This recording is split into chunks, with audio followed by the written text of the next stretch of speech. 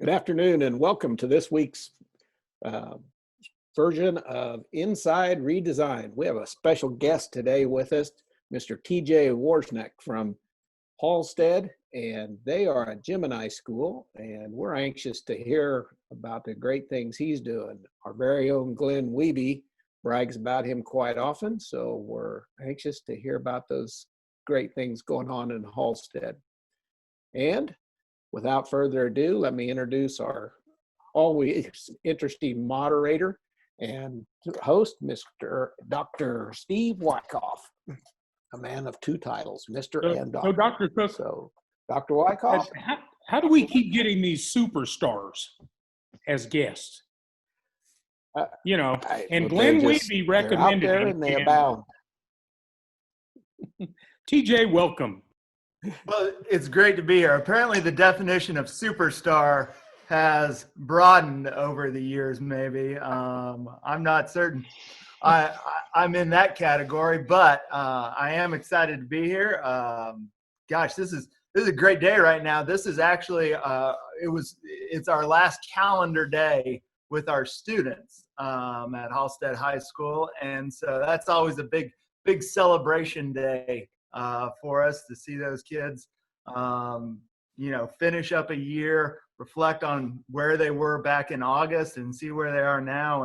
And of course, they're excited to get out. And it's also a good time because this is whenever I restock all my pens and pencils for next year. I always suggest those kids give them to me if they have no interest in keeping them. And sure enough, I get a flood of them ready to hand out in case you don't have one next year.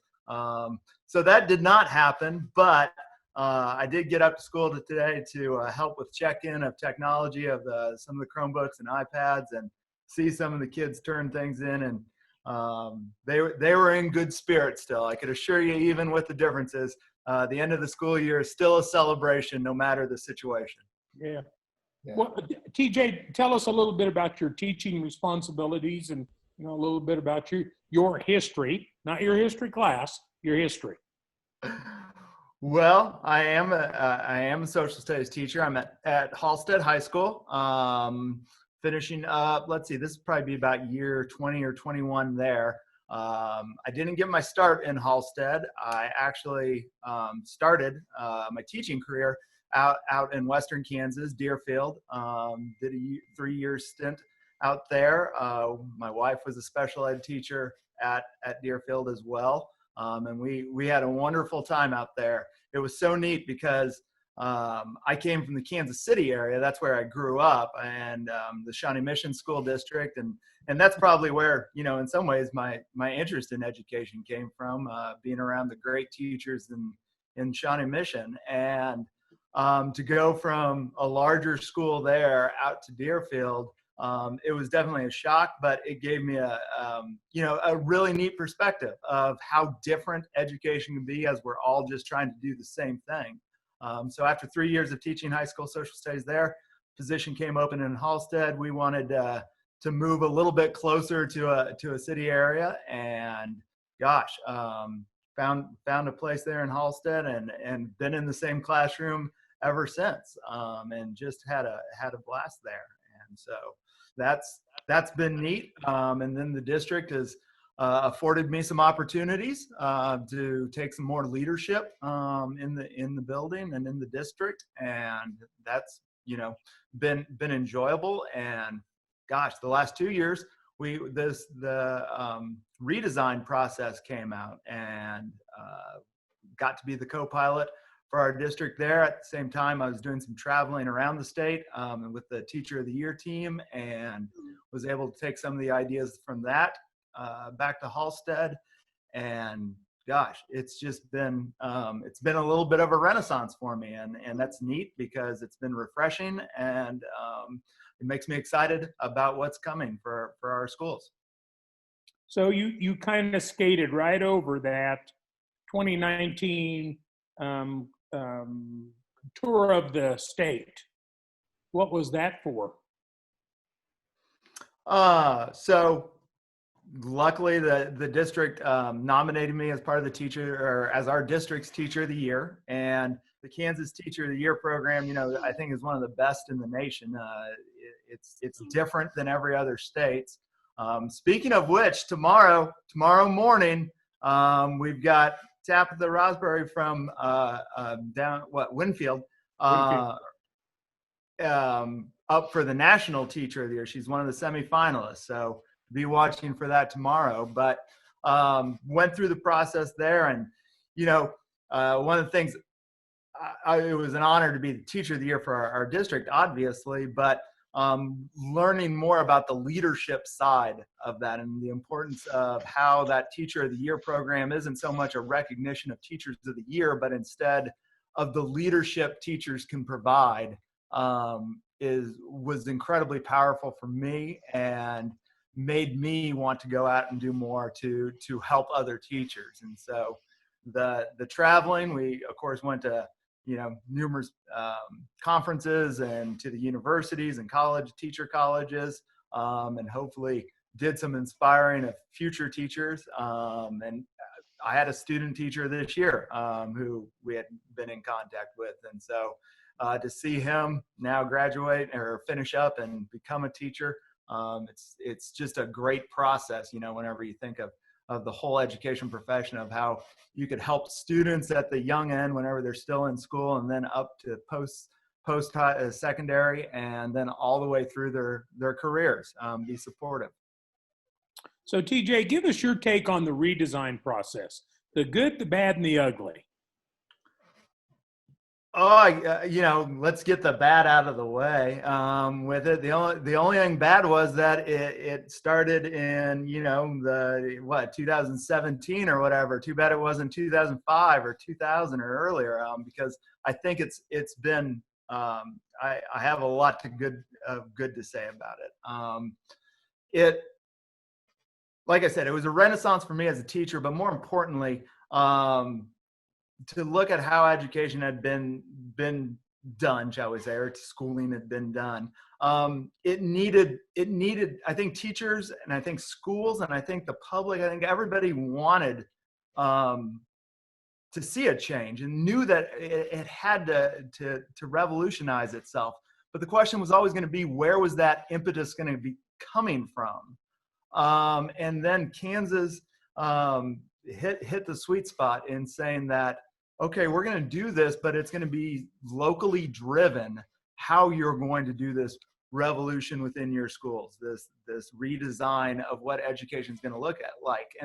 And principles were given of what needed to be addressed, but how you were going to then target it for your community, that was what I thought was the key insight, because that brought so much of the local community on board and teachers on board, that it wasn't going to be that, you know, that process of you were going to fit within this scenario or this program.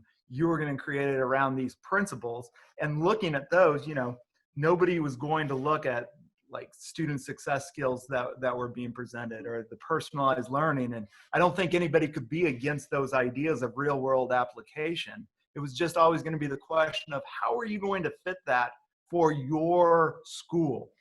And sure enough, having that opportunity to put those principles in action within your local community, I think made this a very attractive and desirable thing. And from there, I think one of the neatest things that's come out of it is the fact that so many school districts, you know, have looked to one another for ideas instead of like just trying to create it upon themselves. They've said, okay, well, what are other school districts doing? And that's what I've seen in the last 4 years or 3 years has been like how much schools have looked at one another and talked to one another, much more so than my first 16 years teaching. So TJ, I shared my screen, and you know, the new accountability reports this year, they focus on the state goals, the definition of a successful Kansan, and the redesign principles. When you see all those things, it's impossible to do them all at once. Where have you seen the impact on you and your school when you look at this total package of things that we're focused on? Well, I think if you, like you said, you can't do them all at once, but if you take, maybe if you step back from them individually and you think about the overall idea of a successful high school graduate, of what we see here with the redesigned principles, whenever we step back from those and we say, well, what does that all mean? It means that idea of having a confident person, somebody who's ready to go out and be confident in their set of skills, their abilities, and knowing that they're going to tackle some issues, but having that confidence that they're going to be able, that they've been given the supports to be able to achieve their goals. In our school, we went heavily, on the redesigned principles as our impetus forward. But within our school, even 3A school that we are, it's kind of in the middle there as far as size. We were able to divide that approach out and have the confidence in one another that those teachers who are taking more of the focus on the real world application or the social emotional side, we're doing so in ways that we're going to impact our students, but also that you didn't feel like you were getting weighed down and having tons thrown on your shoulders, because you were able to kind of gravitate to where our own individual teaching skills went. And so I think that was a really positive way to go about. And from that, you start to look at, well, will these other state goals and the definition of a successful Kansan, will they be met through those redesigned principles? And we're still really in the early stages. This was our first year. And I think we're early results look good, but this is not like a 1 year you put it in and then don't change anything. It's that ongoing process. TJ, for you personally, what was different in your classes from before redesign until you started to engage in redesign? Well, I guess I've always been one who, has wanted to kind of move my classroom forward. And so my whole teaching has probably been an ongoing evolution from a fairly traditional classroom way back whenever I first started in the 1990s all the way up to now. I'd like to say that in some ways, maybe the last few years haven't had a huge change, because I've been a strong advocate of project-based learning. And that's one area where I think I was a little bit early on adopter of that idea. And so for me, that was one area that I kind of specialized in and really did a lot of my focusing. And so with that also came personalized learning. Me and the other social studies teacher, Derek Schutte, we really pushed that and felt that was key. As far as the change, for me, it would be the student success skills, the social emotional learning. Our building has always been one that strived connections, but I think we've taken that to another degree. And for me, that's been a little bit, that was a little bit of a challenge. I had to get out the side of the zone of thinking of my classroom as an academic cathedral, and realize that no, the classroom could still have that academic side to it, but really realizing where my students are coming from and giving up some of the rigidness, shall we say, of some of my expectations that weren't really necessary, looking back, in order to connect with my students and understand them and what they needed for their success, not for what I wanted their success to be, but what they actually were looking for. That was a change of view for me, and it's been a welcome one, and one that I think if I went back to when I was first teaching, I think it was more, I had that idea of, no, these kids are going to come in and they're going to meet my expectations because they're my expectations and I'm the teacher. I've had a change of view on that, and I'm glad I am, and I think I'm doing a better service to my teacher or to my students, not in lowering expectations, but in changing what those expectations are for the good of our students. TJ, you mentioned individual plans of study just briefly when you were telling us a little about yourself. Tell us about individual plans of study for you personally and in your school. Well, once again, that was an area that was going to be a change and something new. And for our school, luckily our middle school has helped out a lot on this as far as starting those plans as students have been coming in. And that's been a benefit now as we've now gone through a couple of years where students have come in and we're not introducing this brand new idea of individual plans of study for our students. Instead, it's coming up and they're used to it already. And so there was a little bit of a speed bump when we first introduced that idea because the students didn't know where it was coming from. Their older brothers and sisters hadn't done these before. And so to some of them, it felt like, hey, this is brand new. And why do we, dare I say, have to do it? Because they didn't necessarily have the trust that there was going to be a benefit into it. Mm-hmm. One of the things our school district did that I think was excellent, we went ahead at the same time and pushed forward an idea of the student-led conference.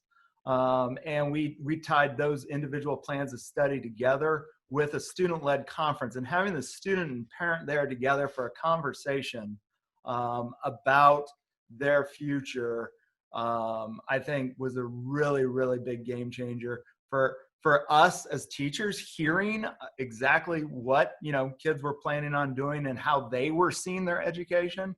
The conversation between parents and their children was also incredibly strong to be part of that. And then to be able then as the teacher to the student to say, well, here are, hearing what your plans are, here are some things that I have, knowledge about, be it technical schools that might be out there or people I know in the community who can maybe provide a job shadowing experience, or even just some, connections to start a social network with.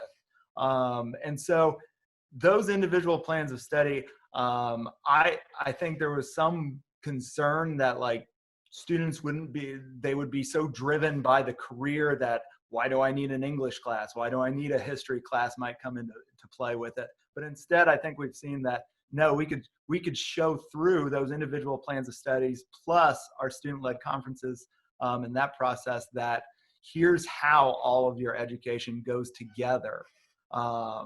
And it's been a neat process and definitely a worthwhile one on that.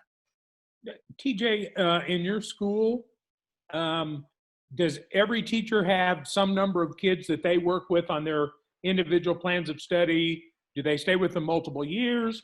Or, some schools have a person or two that take care of all the individual plans of study. How do you guys approach it at Halstead High School? Well, at Halstead, we kind of have that approach that a student can never have too many connections. And so we do have an advisory period. It was part of our redesign process that we did some massive changes in our schedule. We went to that, the flex mod idea. And with that, we started out our day with an advisory period to create a bit of the soft start idea, but also this was where we were going to tackle some of the individual plans of study and those processes. And so it is students stay with the same teacher for each year. The advisor remains with that student unless there's a reason to make a change, in which case we're flexible enough to do that. And in that morning period, that's where we try to cover a lot as far as a little bit of the social emotional side, but also trying to put together, exactly what goals are you working on, how are those going, and at times to be a liaison between other teachers that this is what's going on with that student's life. And then through that advisory period, that's where we then do our student-led conferences. And so teachers work with their advisory students on that process, on what it's going to entail, what things to highlight academically, what things to highlight through their careers or what they want to put forth that they're doing. And then we schedule those meetings, or the student schedules the meeting, and then we're there, and we try to at the actual student-led conference, we try to make that as student-led as possible, that it's a conversation that they're having with both me and their parents, and we have a few questions that maybe I want to follow up with as they're going through, but it's all through that network. How many students in that group? We have a really good number. It's typically between, I want to say about 9 to 12, just kind of depending on it, on the number. It varies as kids come in and out of school, obviously. Sometimes kids move. But it's usually right around that 9 to 12 in there. And every one of our teachers has a group.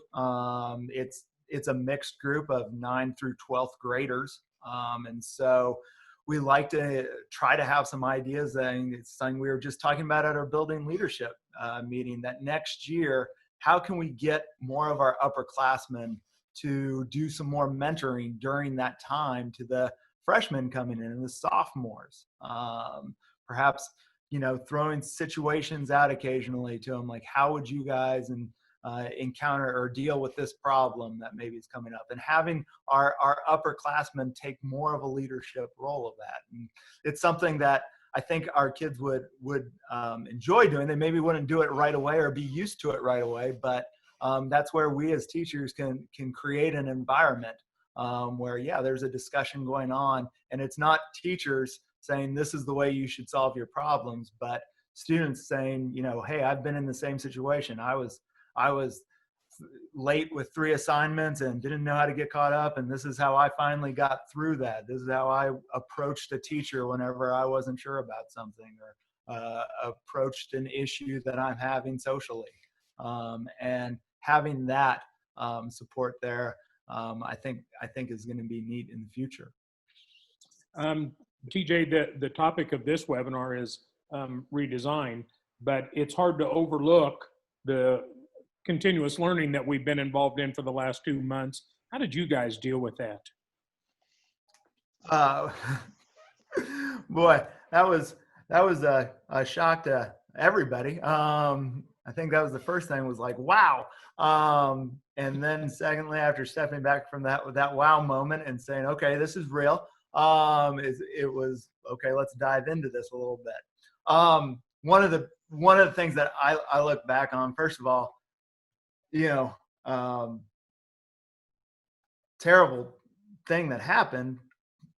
Somewhat lucky that it's now. I think back to teaching 10 years ago or 5 years ago, and how much more difficult that would have been to deal with.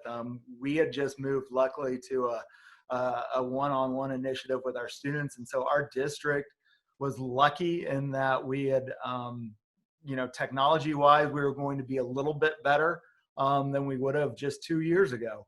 On top of that, going through the redesign was huge for us as being an advantage, because many of those principles went right into our continuous learning program. The idea of that personalized learning had to come to the surface along with the social emotional support. And so the first thing our district did was recognize the importance of the social emotional side, and that was going to be critically the number one thing that we were going to take care of. That these kids were going to have someone to turn to, that they were going to have somebody who was going to be on their side, and not just our kids, but our family and our community too. That we were going to work with whoever needed it in whatever way needed. And that came right out of that redesign, and we were ready for that. Secondly, how we were going to do our classes, that was going to change, obviously, in a major way. But I felt that instead of us having to dive into something brand new, it felt more like you were wading from the shallow end of the pool to the deep end of the pool. That was going to be a movement, a gradual movement that we were ready to take. Maybe we were planning on doing more of these things next year, but we pushed it forward a little bit. One of the things that the social studies department did at Halstead High School, for instance, we combined with our English department, and we said, and when we were looking at trying to cut back on the time necessary to complete things but still have high quality, we said, let's combine our work with our English department. And so we created a choice board of, I want to say it probably had about somewhere between 24 and 30 choices of things students could do. And we did that kind of on a weekly basis. And it had the ELA standards in it, had social studies standards in it.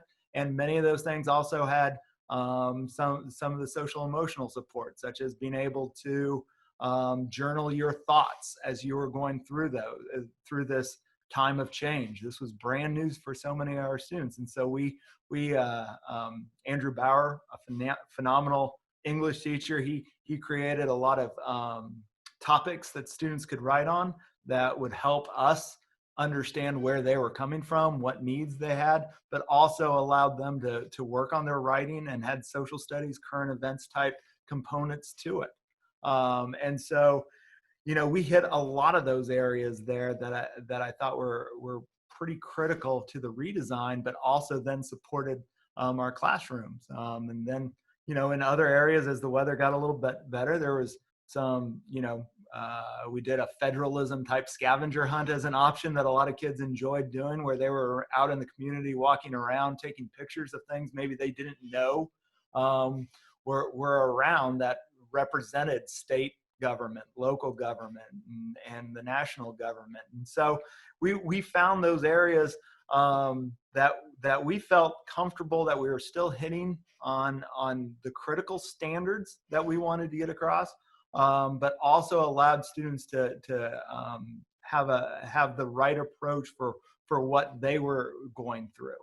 And so it was nothing that we wanted to have happen, but taking a crisis situation and trying to find a silver lining on it is something that you should always be striving on doing, and that was one that I thought we did nicely on. TJ, it was a terribly difficult situation for everyone. Parents, kids, everyone. When we come back in August, there's still a lot of doubt. Will it be face-to-face, or will it be, kids working at home again? If kids are working at home again, what do you have to do a lot better? Because we were, and rightfully so, we were kind of in survival mode.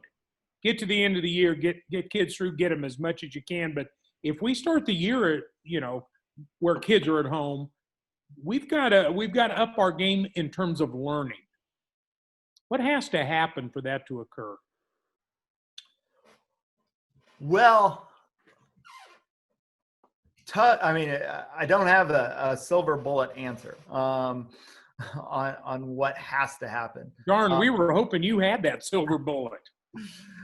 I guess I go back to some kind of basic ideas. First of all, teachers and schools have to have that understanding of what they're trying to do for their students, of what we're actually trying to do, and that's goes to the idea of the successful Kansas high school graduate for Halstead High School.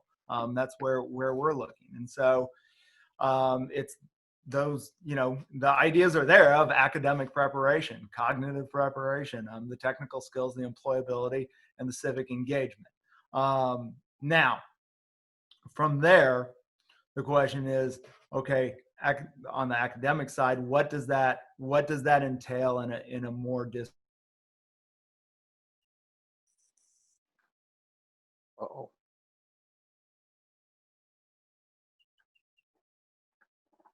I think somebody hijacked the internet. We just froze him. Yes. At the end of the year, am I there? Now You're back. Okay. Sorry about that. So at the end of the year, I'm more comfortable with students working more on their own and having more of a project-based approach, more so than at the very beginning. And so at the beginning of my year, and the beginning of the year for teachers, I think it's going to have to be a little bit more structured, smaller steps, where projects or learning chunks are a little bit more concise. Checking for progress has to be, and giving, proper feedback has to be probably a little bit better and stronger. And from there, just having a more cohesive approach for the school. I hope, if we are looking at changes for next year, I pray that we're not going to be in a situation where we're totally in the distance learning, can't have any type of contact. But I see it once again as there's an opportunity there where, for the most part, many, I guess almost every school is still running, as far as their time schedules, in a situation of a certain time in the morning, 8 o'clock in the morning till 3 something in the afternoon, for 100% of their students. I wonder if there isn't an opportunity there in working with communities, students, teachers, that we broaden that school day out, where students are, maybe it's something where students are there half days, and some are coming in the mornings, some are coming in the afternoons, maybe some are doing evening type things. And that we're able to provide things in that type of environment where you have smaller groups. And I don't know, there's something there. I've always thought, we're missing out that we have these buildings that we basically shut down at 3:30 or 4 o'clock. And other than, for sports and activities, that we have in our building 30 classrooms that don't get used in the evenings at any time.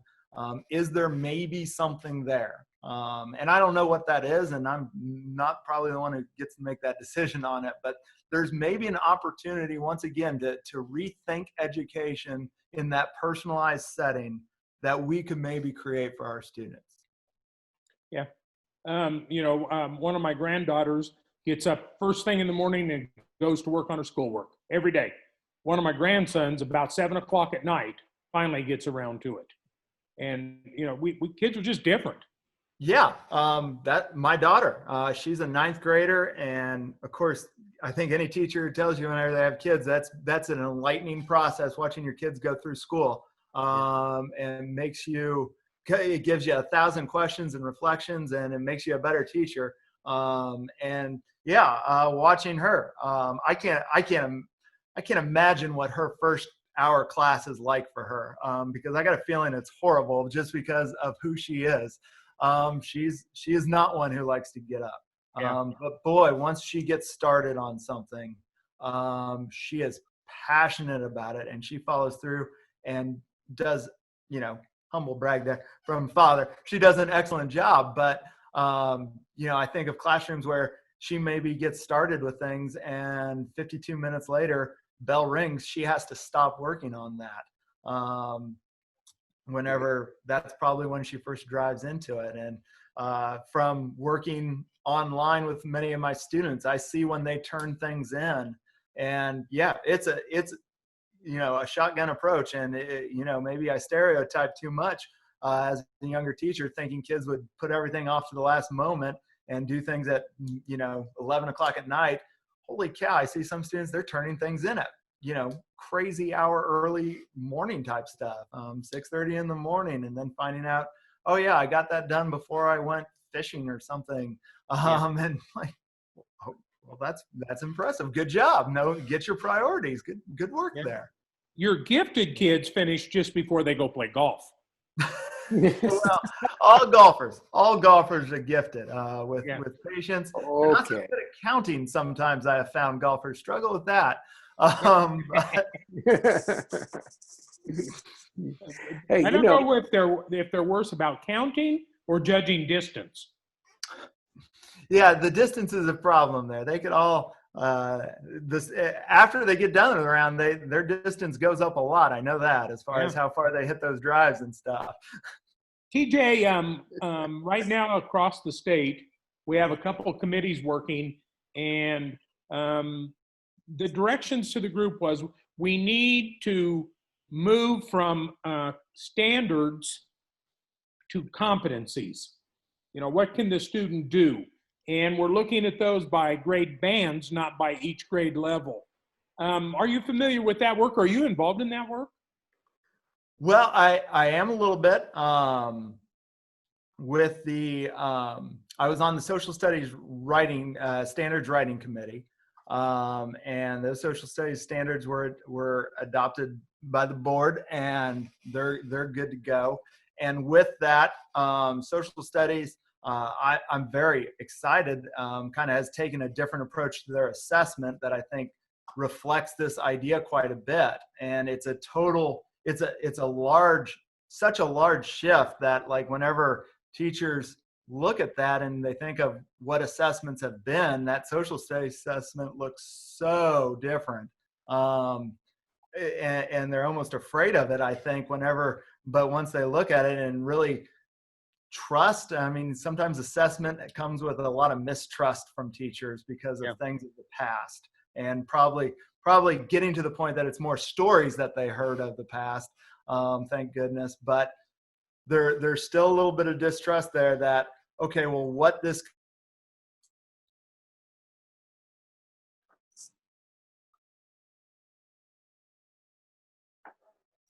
Okay. We lost your sound again, TJ.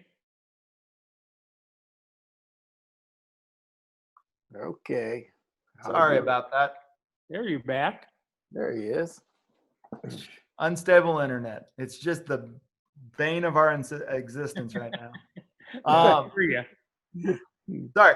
But how, like, there's, once again, I don't want to call it the flexibility, but it's that new approach, that being able to meet students where they are, but then also having the ability to progress with them and find the right path for our students, which allows them to go much farther than whenever we were saying we were just going to have these incredibly high standards that you were going to try to reach. Does that make sense? Absolutely. Absolutely. TJ, I want to share something with you that we talk about a lot.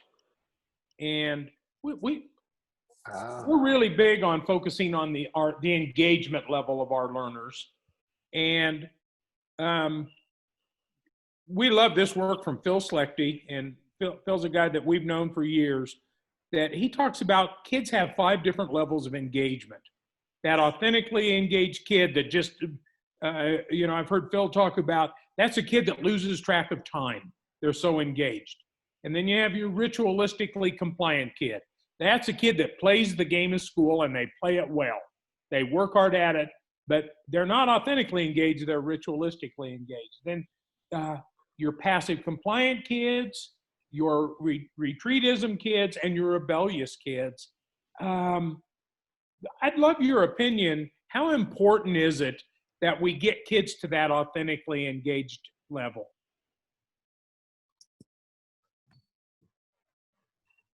Well, absolutely. It's the goal, and it's something that I think, I shouldn't say even goal. That's something that's it's doable, and it's something that's, if schools aren't doing that in some respect, then they've got a serious issue. And I think sometimes maybe the big fear that comes from is that we look at that authentic engagement and people immediately worry that, like, that's all on their shoulders. Each individual has to get every single one of their students into that level in their classroom whenever they have eye-to-eye contact with them.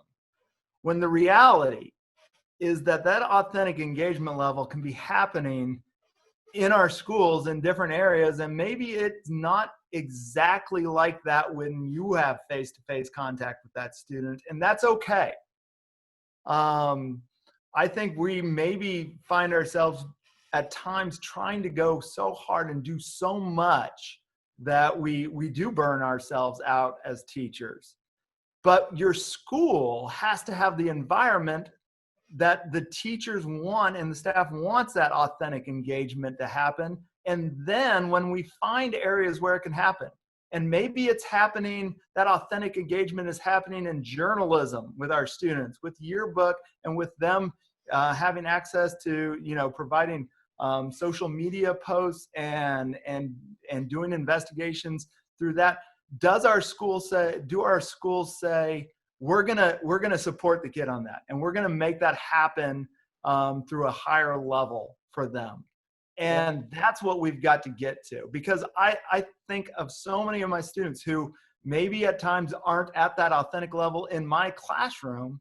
And do I want, I shouldn't wear that as like some sort of badge of inferiority, because sure enough, down there in the PE department, that they're doing things that are phenomenal, and they are getting that kid ready in so many different ways. And maybe that's where coaches are coming into play too, or our sponsors in activities. Whenever you watch that student who maybe hasn't found the areas in history quite yet, but over there, whenever it's time for a theater production, they're on stage and they're shining brighter than any other star in our school.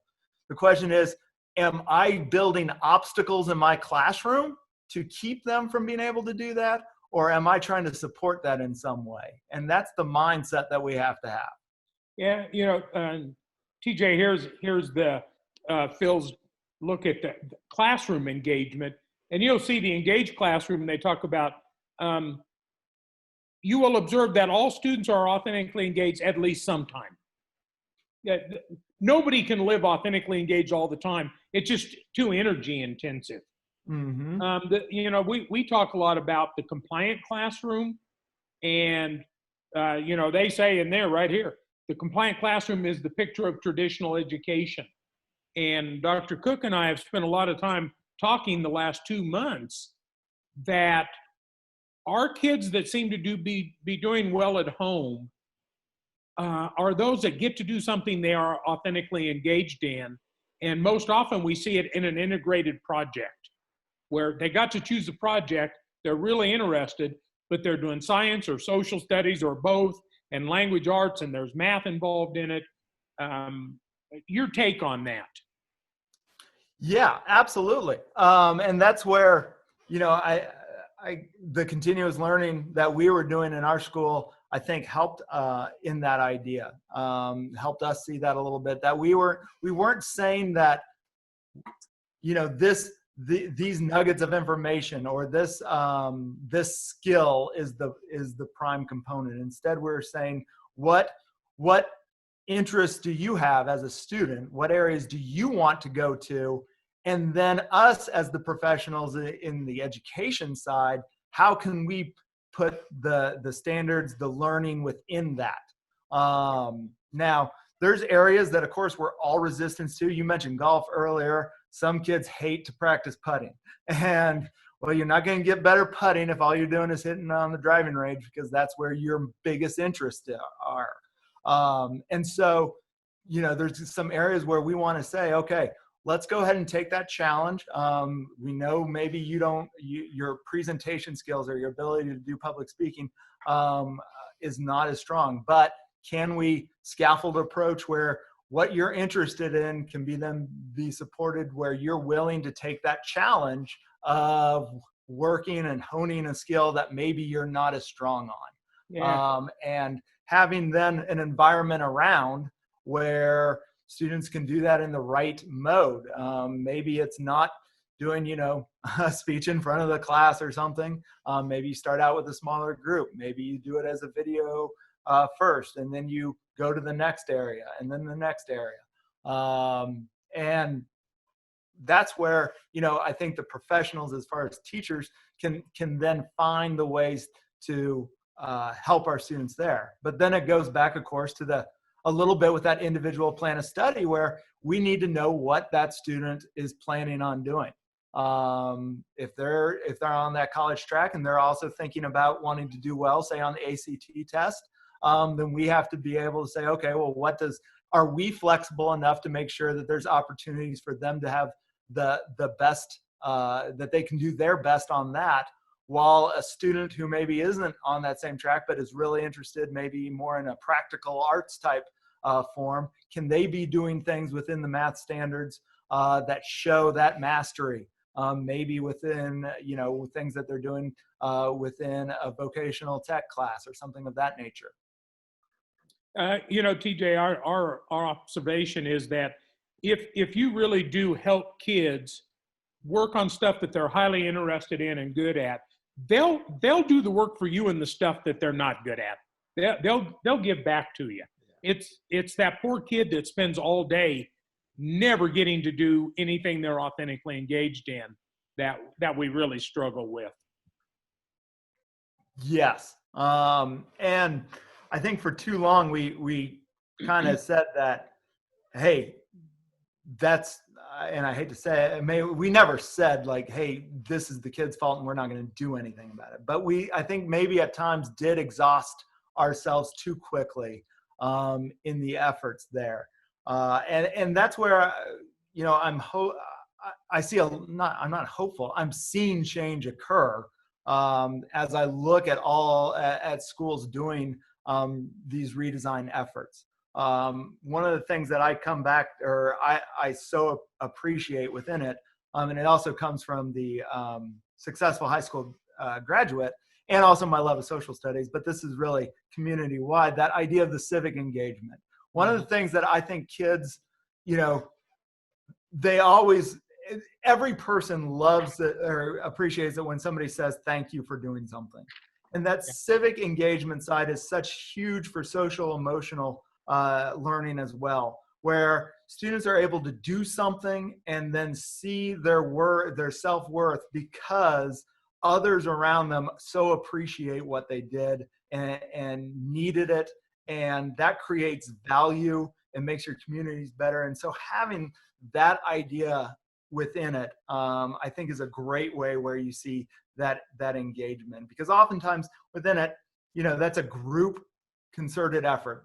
Students will sometimes will be working together, and maybe they aren't the one who's authentically engaged right away, but leadership comes into that from those other kids, and then they start to work on it, and then they start to see the progress of, hey, I am completing a goal, and then they get, there's technically, I guess, what we would call an authentic audience there, but they see what they've done at the end, and they see how that affected others, and that can become such a game changer then for our schools and the success of our students on that social emotional side, where they see that, no, I am valuable, and I can do things, and I change how others feel based off the good I do. TJ, this has been wonderful. The time has flown by. I take back every mean thing I said about Glenn Wiebe. He said you'd be awesome.